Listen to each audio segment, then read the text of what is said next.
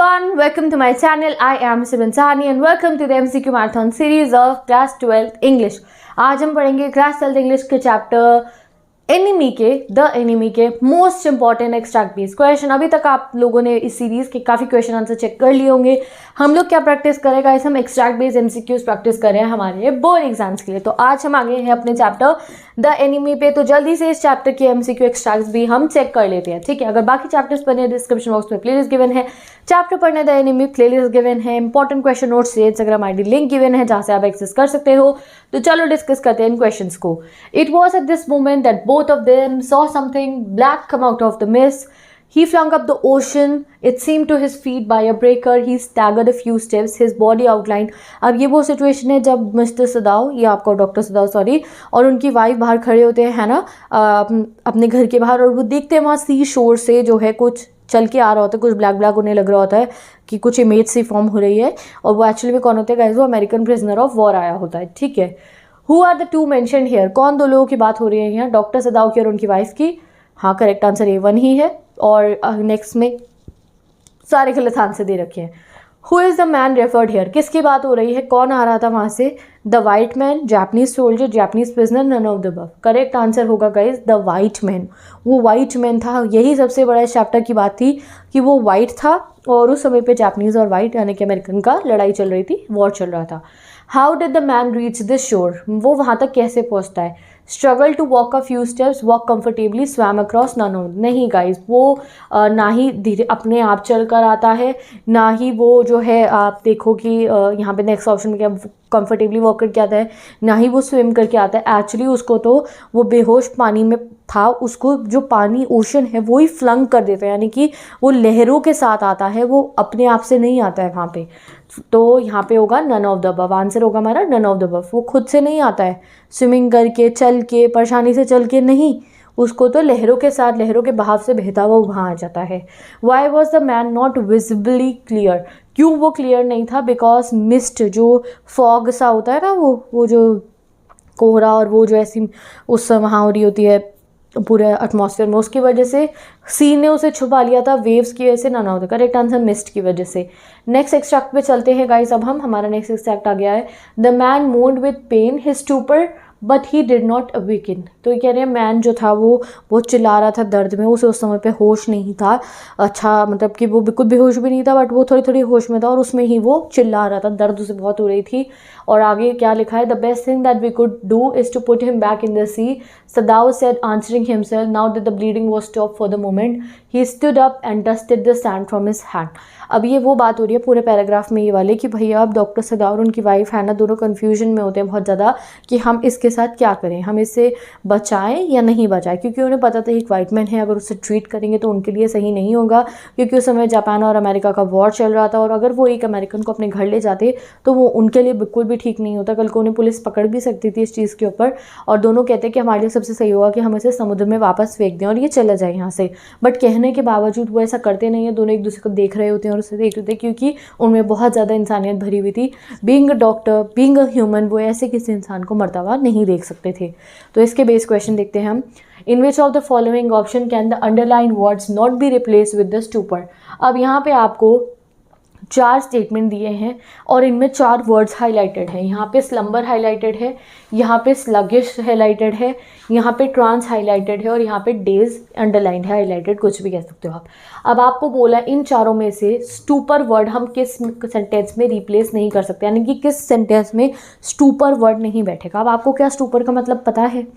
Stupor का मतलब क्या हुआ है यहाँ पे गाइस. स्टूपर मतलब एक ऐसी सिचुएशन होती है जब इंसान पूरे तरीके से बेहोश भी नहीं है बट अपने होशो हवास में भी नहीं. जैसे स्टेज में वो प्रिजनर ऑफ वॉर था, यानी कि वो दर्द में था, वो चिल्ला रहा था, बट वो बिल्कुल अनकॉन्शियस. बेहोश में तो इंसान चुप होता ना, बिल्कुल. बेहोशी में कोई ऐसा थोड़ी होता है, बेहोश पड़ा होता तो कोई बात नहीं थी, ठीक है.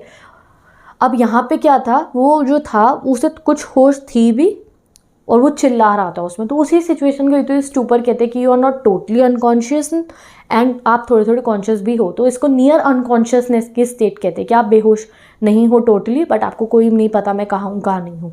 Stupor, this is stupor. तो अब आपको बताना है कि इन चारों स्टेटमेंट में से कौन सा ऐसा वर्ड है जिसको हम स्टूपर से रिप्लेस कर सकते हैं और कौन सा नहीं है. तो पहला देखते हैं. She hung up the phone feeling as though she had woken up from a slumber, उसने फ़ोन एकदम से हंग मतलब होल्ड पे रख दिया कि उसे लगा कि एकदम से वो स्लम्बर से उठी है। तो यहाँ पे स्लम्बर मतलब भी इसे रिलेटेड टू दिस ओनली कि उसे एकदम से अनकॉन्शियस टाइप लगने लगा, इसलिए उसने एकदम से फ़ोन को रोक दिया। ठीक है, तो स्टूपर यहाँ पे रिप्लेस हो जाएगा। नेक्स्ट पढ़ते हैं, the manager complain about the employ sluggishness. अब देखो स्लगिशनेस मतलब क्या होता है, एक ऐसा स्लगिश मतलब क्या होता है, बहुत धीरे धीरे काम करने को स्लगिश बोला जाता है। तो क्या आप स्लगिश को स्टूपर से रिप्लेस कर सकते हो? स्लगिश मतलब धीरे धीरे वाले से रिलेटेड होता है, और स्टूपर मतलब तो बेहोशी से रिलेटेड। ये कुछ फैक्ट नहीं बैठ रहा, कुछ मतलब मैच नहीं कर रहा है, तो ये B1 हमारा आंसर है। बट फिर भी हम C और D को देखेंगे। He seem to be in trance when the doctor called upon him last week. Trance मतलब होते हैं कैसी मेंटल सिचुएशन जो आपको समझ में नहीं आ रहा है, what's going on around you. तो unconscious, near consciousness, unconscious state में भी आपको ये लगेगा, स्टूपर में भी। तो यहाँ पे भी स्टूपर एक्सचेंज कर सकते हैं हम। Seeing him in a daze, the lawyer decided not to place him in the witness box. उसको डेज में देख के लॉयर ने कहा विटनेस बॉक्स में मत जाओ। डेज भी रिलेटेड टू ऐसा ही है, बेहोशी होने वाला या पूरे होश में नहीं होने वाले से रिलेटेड, तो इसको भी हम स्टूपर से रिप्लेस कर देंगे। अब यहाँ बी वाला सेंटेंस को दोबारा देख लो। मैनेजर ने कंप्लेन करी एम्प्लॉय की उसकी स्लगिशनेस को लेकर। यहाँ पे मैनेजर, अगर कोई इंसान बेहोश हो रहा होगा, एम्प्लॉय उसका बेहोश हो रहा होगा, तो क्या उसे कुछ कंप्लेंट करेगा? नहीं ना। अगर आपको स्टूपर, स्लगिश किसी का भी मतलब ना पता हो तो ये देखो गाइस, इस वाले में कह रहे हैं अरे बंदी ने फ़ोन रख दिया एकदम से, तो दैट मीन्स कुछ प्रॉब्लम हुई होगी तभी तो रखा होगा। यहाँ देखो ही सीम, डॉक्टर पे गया ये इंसान, यहाँ पे कह रहे उसने उसे वहाँ विटनेस बॉक्स में नहीं भेजा क्योंकि उसे डेज में था वो। अब यहाँ आप देखो ये लिखा है कंप्लेन। अब क्या कोई इंसान को अगर बेहोशी होगी तो कोई किसी की कंप्लेंट करेगा क्या? नहीं, डॉक्टर पे तो ले जाएगा या उसको कहेगा अच्छा आप ऐसे काम मत करो, आप रुक जाओ। अब यहाँ तो कंप्लेंट चल रही है एम्प्लॉय की, उसकी एक गलती की वजह से। क्या है वो गलती? उसकी स्लगिश है, वो बहुत धीरे काम करता है, तो इसलिए B1 आंसर है। अगर आपको बाई चांस लगे स्लूपर किसी का भी मतलब ना पड़ा हो तो भैया अपनी सेंस लगाना, फिर आपको सोचना पड़ेगा ध्यान से चारों ऑप्शन को पढ़ के कि स्टूपर मतलब तो अनकॉन्शियसनेस से रिलेटेड है। स्टूपर का मतलब अनकॉन्शियस से रिलेटेडनेस कैसे आपको पता चलेगा? क्योंकि हमने पढ़ा वहाँ पर एक्सट्रैक्ट में कि वो वहाँ पे था, वो चिल्ला रहा था दर्द में, बट उसे कुछ नहीं पता था वो कहाँ है। तो हमारे को ऐसे ऐसे क्वेश्चंस को ये भी जानना है कि बाई चांस हमें मीनिंग ना पते हो तो हम उन्हें कैसे सॉल्व करेंगे। तो यहाँ पे भैया एम्प्लॉय की कंप्लेन से रिलेटेड बात हो रही है, उसको हम स्टूपर से मैच वो एक्सचेंज नहीं कर सकते हैं। ठीक है, यहाँ कहो तो रिप्लेस नहीं कर सकते। Pick out the option that best describe Sadao and Hana in the passage. Sadao and Hana कैसे लग रहे हैं यहाँ पे? स्क्रल्पचरस, हैना वेरी। सदाओ डेयरिंग लग रहा है, हैना प्रूडेंट लग रही है। Sadao prudent, Hana suspicious, Sadao very, Hana daring. Correct answer C1। Next question पर चलता है। Pick the idiom that best describe the situation in which the Sadao and Hana are. Sadao और हैना की situation को आप कौन से मुहावरे से एक्सप्लेन कर सकते हैं? To be like fish out of water, पानी से बाहर वाली मछली। Like waters of a ducks back, to be in a dead water, या to be in a hot water. तो वो एक हॉट वाटर सिचुएशन में थे, यानी कि गाइस वो एक ऐसी सिचुएशन में कि क्या करे, उसको मार दिया जाए या छोड़ दिया जाए वाली सिचुएशन में थे। Correct answer D1। नेक्स्ट पे चलते हैं। Choose the correct option with reference the two statements given below. ठीक है, अब दो स्टेटमेंट गिवन है, आपको बताना होगा इनमें से कौन से क्या है स्टेटमेंट। जैसे स्टेटमेंट 1 ट्रू है, स्टेटमेंट 2 फॉल्स है, या स्टेटमेंट 1 फॉल्स है, ऐसे करके। Sadao and Hana cared about the soldier but worried about the consequences of being considerate. ये स्टेटमेंट बिल्कुल ठीक है, उन्हें सोल्जर की चिंता हो रही थी बट उन्हें डर लग रहा था कि अगर हम इसकी मदद करेंगे तो हमारे साथ कुछ गलत हो सकता है। Sadao and Hana wanted to shirk their responsibilities of looking after injured soldier who could be an American. नहीं गाइज, वो उस रिस्पॉन्सिबिलिटी को निभाना चाहते थे। यहाँ लिखा है शर्क मतलब कि वो नहीं निभाना चाहते थे। नहीं गाइज, वो तो निभाना चाहते थे रिस्पॉन्सिबिलिटी को, बट वो परेशान इस बात पे थे कि अगर हम उसको जो है मदद करेंगे तो हमारे लिए क्या कॉन्सिक्वेंस होंगे। तो यहाँ पे स्टेटमेंट 1 ट्रू है, स्टेटमेंट 2 इज़ फॉल्स। तो correct answer is the A1। अब चलते हैं हम अपने नेक्स्ट एक्सट्रैक्ट पे। What shall we do with this man? Sadao muttered, but his trained hands seemed of their own will to be doing what they could stanch the fearful bleeding. अब वो क्या कहता है सदाओ, हम क्या करें इस इंसान के साथ? और उसके कौन से हैंड लिखे? ट्रेन हैंड्स, यानी कि वो एक डॉक्टर है, बहुत ट्रेंड है, और उसके वो हैंड्स जो है पूरा अपना सॉल्यूशन और वो उसको ऑपरेट करने के लिए जो है देख रहे हैं कि क्या किया जाए कि उसकी जो ब्लीडिंग है उसको रोक दिया जाए। हु वॉज सदाओ? सदाओ जी कौन है? हमारे डॉक्टर सदाओ कौन है? जापानीज़ आर्मी कैप्टन है, जापानीज सर्जन है, अमेरिकन ट्रेटर, अमेरिकन स्पाई है। ये आप मुझे बताओगे कौन है doctor Sadao in the comment section. Why was the man bleeding? Man bleed क्यों कर रहा था? गन वूंड था उसको, नाइफ कट था, आर्म डिपनेस पे था, या फिर ईयर सर्व था। तो ये भी आपको बताना है क्या उसको चोट लगी थी। What did doctor Sadao do to stop the bleeding? कैसे वो ब्लीडिंग रोकते एकदम से? Bandage the wound, pack the wound with sea moss या left it as it is, none of this. तो वो इतने अच्छे डॉक्टर थे कि वो आसपास में उनको जो मिला उसी ने उनका खून रोकने को था, सी मॉस वहाँ होगी हुई थी, उससे वो पैक करके उसकी खून रोकने की कोशिश करते हैं। Correct answer B1। What did Sadao and his wife decided to do later, बाद में वो क्या डिसाइड करते हैं, put him back into sea में डालने को, उनको पुलिस के पास ले जाने को, give him shelter at home, admit him to the nearest hospital. Correct answer, उसे अपने घर ले जाते हैं C1। Where did Sadao find this man, कहाँ मिला था वो, outside his house, at the battlefield, in the park, hiding in the house. Correct answer, उनके घर के बाहर मिला था। ओके गाइस, अब देखते हैं हम अपना next extract. I wonder your excellency, सदाव कहता है। अब सदाव और जो जनरल के बीच में बातें हुई थी वो यहाँ पे हमें गिवन है। It was certain very careless of me, the general से। जनरल कहता है अरे हाँ मेरे से बहुत बड़ी गलती हो गई, मैं केयरलेस हो गया था। But you understand it was not lack of patriotism, ऐसा नहीं है कि मैं पेट्रियोटिक नहीं हूँ इसलिए मुझसे हुआ, या फिर डेरिलेक्शन ऑफ ड्यूटी। डेरिलेक्शन ऑफ ड्यूटी मतलब ऐसा नहीं अपनी ड्यूटीज़ को नेग्लेक्ट कर रहा था, अपनी ड्यूटी से भाग रहा था। He looked anxiously at his doctor. If that matter should come out, you would understand that, wouldn't you? अब ओके एंड उसके बाद क्या है, वही जो उनकी कॉन्वर्जेशन हो रही थी related to the entire situation की, कैसे उन्होंने उसको हैंडल करा है। ठीक है, इसके बेस हम क्वेश्चन देखते हैं। Pick the option that best describe the word dereliction as used in the passage. अब कहाँ पे वर्ड यूज हुआ है डेरिलेक्शन, यहाँ पे यूज हुआ डेरिलेक्शन ऑफ ड्यूटी। तो बेसिकली यहाँ पे लैक ऑफ पेट्रियोटिज्म नहीं है जनरल कह रहा था, और ना ही मैं अपनी ड्यूटी से भाग रहा हूँ या निगलेक्ट कर रहा हूँ। डेरिलेक्शन मतलब इज रिलेटेड टू निगलेक्ट करना या किसी चीज़ को जो है भागना, किसी चीज़ से उसे इग्नोर करना। ठीक है, तो पहला गिवन है हमारे को। अब आपको ये देखना है कि इन 6 में से डेरिलेक्शन किससे मैच करता है। इवेजन, इवेजन मतलब भी किसी चीज़ से भागना होता है तो यस इवेजन मैच करेगा। डिट्रॉइटेशन, डिट्रॉइट मतलब किसी चीज़ को इग्नोर करना है, नेग्लेक्ट करना नहीं होता है। थर्ड पे तो ऑप्शन गिवन ही है नेग्लिजेंस, ठीक है। फोर्थ इज केयरलेसनेस, हाँ केयरलेस होता है इंसान जो किसी चीज़ को नेग्लेक्ट कर रहा है, तो आप हो सकता है कि उस समय आप केयरलेस हो जाओ और आपने तब नेग्लेक्ट कर दियो वो। डायलिपिटेशन नहीं होगा, मैनेजमेंट नहीं होगा, तो करेक्ट आंसर होगा 1, 3 एंड 4 वाला। डेरिलेशन मतलब क्या है, डेरिलेक्शन मतलब क्या है, नेग्लेक्ट करना किसी चीज़ को, तो evasion, carelessness, negligence is related to this, तो correct answer D1, 1, 3 and 4। At the end of the conversation with the general, Sadao felt, Sadao को कैसा लग रहा था, rejuvenated and guilt free, conceited and egoistic, refreshed and self conscious, या relieved and guilt free. तो basically उसे बहुत relieve लिखता है इस पूरी कॉन्वर्सेशन के बाद, और guilt free. Correct answer D1। Read an analysis of the general based on the given extract, choose the option to fill in the given blanks. आपको बताना है जनरल कैसा है on the basis of the given extract. The general dash power but is dash of the obligation of his job. He is so dash with his health that he forgot to send assassins to kill the prisoner. Due to his dash interest, he doesn't want to expose Sadav and agrees to keep the prisoner escape a secret. अब ये क्या बात चल रही है कि भैया इतना ज़्यादा चालू है, इतना ज़्यादा सेल्फिश है ये जो है सदाव का, ये जो जनरल थे ये पूरे, ये जनरल सदाव की भी सीक्रेट नहीं खोलते हैं कि भैया उसने प्रिजनर को भगा दिया, क्योंकि वो सेल्फिश है। वो सदाव को पता है कि भैया ये मुझे ट्रीट कर सकता है, इसके अलावा कोई और करेगा नहीं, और वो इतने ज़्यादा सेल्फिश भी हैं और अपनी ही परेशानियों में, अपनी ही लाइफ में इतने वो है सेल्फ एब्जॉर्ब्ड आप कह सकते हो, या अगर हम बोले कि अपने ऊपर इतना उनका ध्यान है कि जब उसने मदद मांगी सदाव ने कि हाँ मेरे घर चलो आप कुछ कर देना, इसको यहाँ से भगा दो, ये जो ये अमेरिकन प्रिजनर ऑफ वॉर है, तो उन्होंने प्रॉमिस करा था कि वो असैसिन्स को भेजेंगे, बट नहीं भेजते क्योंकि वो अपनी ही बीमारी में इतने व्यस्त थे, उन्हें सिर्फ अपने ऊपर ध्यान देना था।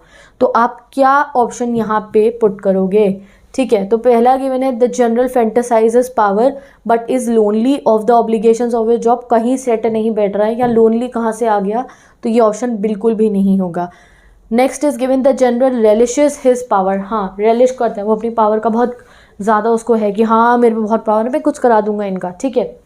But is dash of the obligations of his job very. आगे पढ़ते हैं ही सो सेल्फ एब्जॉर्ब। देखो इससे आपका ये बन जाएगा, ये he so self absorb with his health. वो अपनी हेल्थ के लेकर इतना अब्जॉर्ब्ड है, अपने ऊपर इतना सोच रहा है कि उसने जो प्रॉमिस करा था वो प्रॉमिस वो नहीं निभाता। Due to his selfish interest he doesn't want to expose Sadao and agrees to keep the prisoner escape a secret. और वो इतना सेल्फिश है कि सदाव मेरी हेल्प नहीं करेगा, तो सदाव को अगर मैं ये सीक्रेट खोल दूंगा तो मेरे को कौन ट्रीट करेगा, तो वो ये बात बाहर नहीं आने का कह देता है। तो करेक्ट आंसर होगा यहाँ पे B1। ओके, अब नेक्स्ट क्वेश्चन देखते हैं। Pick the option that best matches the idiom hand with their meanings. अब ये देखो आप यहाँ पे कुछ ऑप्शंस दे रखे हैं हमारे को, जैसे हैंड इन ग्लव। अब ये मुहावरे हैं और इनका मीनिंग्स को मैच करना है आपको।